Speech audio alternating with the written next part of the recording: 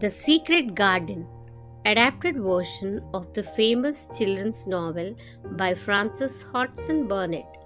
This wonderful story comes with exciting, colorful, animated characters playing the true essence of this timeless, wonderful children's classic. Every little one will love viewing this story. 10-year-old Mary Lennox was unaffectionate, rude, and stubborn.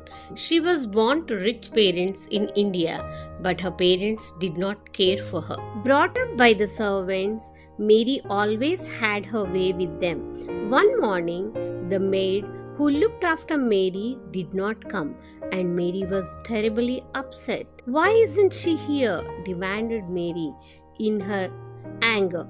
She went to the garden where she saw her mother talking with the doctor. Her mother looked scared.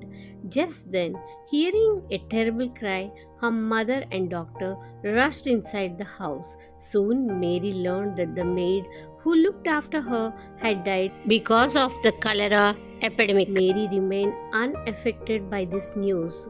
Soon, as she was exhausted, Mary fell into deep sleep in her room. When she woke up, she wondered, why is it so quiet? Minutes later, two officers who had been searching the house found her. Mary was the only one in the house. Her parents and all her servants had died of cholera. The others had fled. Mary was led to an officer's house. There she learned that she would be sent to England to her uncle Archibald Craven. "I never knew I had an uncle," said Mary. Soon, Mary arrived in London. Her uncle, housekeeper, who had come to collect Mary, said at once, "Hurry up, we have to catch a train to Yorkshire." On the train, the housekeeper instructed her, "You must not bother your uncle. After the mistress' death, he wants to be alone, so you must remain in your room." In a few hours, Mary and the housekeeper arrived in Yorkshire and reached Misselthwaite Manor, situated in a West Moor. Mary was at once led to her room.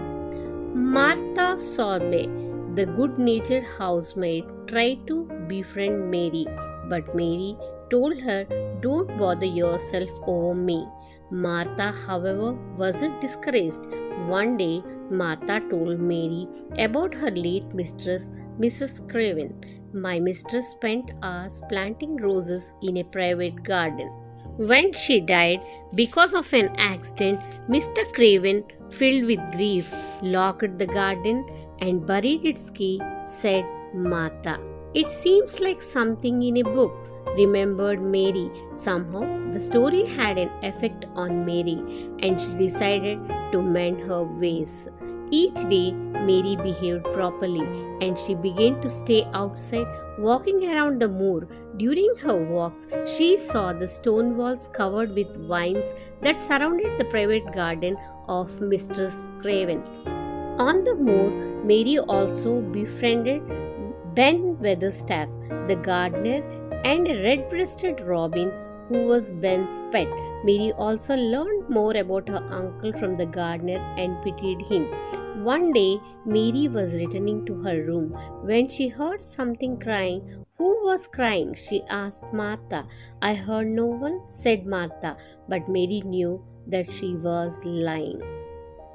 Over the next few weeks, Mary's health greatly improved due to her walks, and she realized that she could befriend people, but the crying, which only Mary seemed to hear, puzzled her.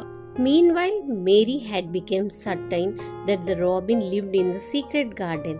Often Martha had followed the robin around the garden walls, but she couldn't find the door.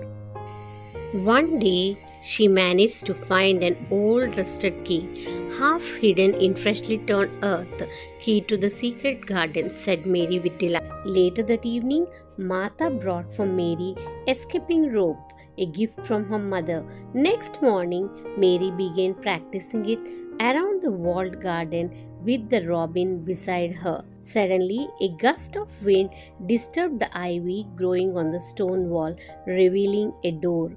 Mary put the key in the lock and the door swung open. Mary at last stepped into the secret garden. The garden was filled with rose bushes and was absolutely enchanting. To Mary, the garden seemed like a fairy tale land, magical and strange. In the evening, Mary told a surprised Martha where she had been. "Can you bring gardening tools for me?" Mary asked. "I shall ask Deacon to bring them," said Martha. Next morning, as Mary was walking towards the secret garden, she saw a boy leaning by a tree, surrounded by 2 squirrels and a fox. "I am Deacon. I have brought your toolbox," said the boy. "Where do you intend to start gardening?" Mary liked Deacon and decided that it was better to show him the secret garden to answer his question. Deacon too was taken in by the secret garden. "Let me help you in sowing the seeds," he said. Soon it became a routine with them to come to the garden and plant roses. One night there was a storm, during which Mary again heard someone crying. Mary got up and walked through the manor until she reached a certain room. She swung open the door. Inside, she saw a frail and pale-looking boy sitting on a 4-poster bed, crying. "Are you a ghost?" asked the startled child. "I am Colin Craven," said the boy. "I am Mary Lennox," said Mary. Mary learned that they were cousins and that she had always remained in his room as he was sick. Her uncle had told everyone to keep quiet about him. The two talked all night, and in the morning the housekeeper found them still talking.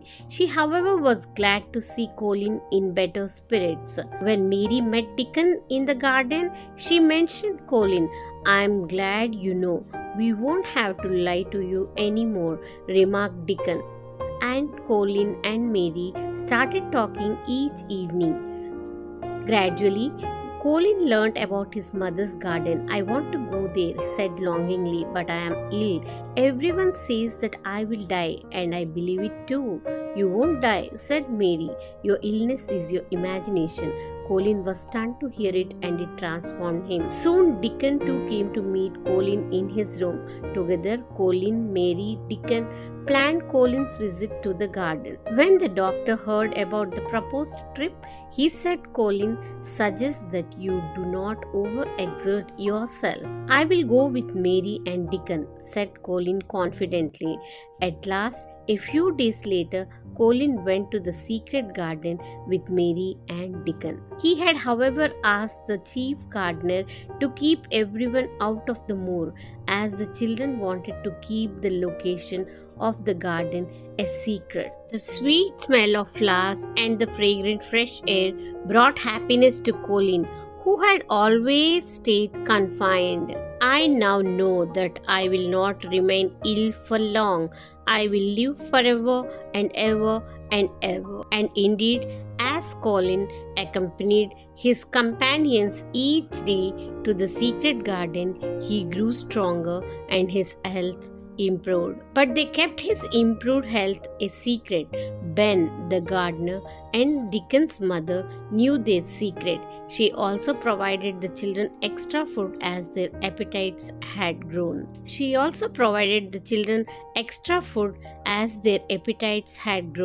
The children also learned that Ben had been secretly tending the garden over the years. However, as weeks passed, it became difficult to keep Colin's improved health a secret. He walked and ran like other children and did not feel weak. Ben's Robin, meanwhile, had seen every movement of Colin's improvement. The Robin too had held on their secret. Meanwhile, Colin's father, Archibald Craven, was still mourning his wife's death and neglecting his duties towards his son. One evening, he had a dream. It seemed to him that his wife was calling him to come into the garden. Next morning, when he woke up, he remembered the dream and kept repeating in the garden in the garden. The same morning, he received a letter from Dickens's mother urging him to return to the manor and to go into the garden. Determined to return and fulfill his duties as a father, Mr. Craven quickly made all arrangements. As he sat in the train bound for Yorkshire, he kept thinking about the garden and how he had neglected his son. Mr. Craven asked about the Colin on reaching the manor. Master Colin is in the garden, said the housekeeper. A strange happiness filled Mr. Craven's heart as he went towards the garden. Then he heard laughter and pattering of the feet. Next, he heard the door to the garden creak open and the boy smashed into him. The boy was handsome and lively. Father, I am Colin, said the boy. The garden cured me. Mr. Craven was filled with happiness. Then together, Colin, Mary, and Dickon showed Mr. Craven the garden he hadn't seen in 10 years. Later, stunned servants looked at Mr. Craven and Colin strolling in the garden. Happiness had returned to Misselthwaite Manor. Thanks for watching. If you like the story, please subscribe.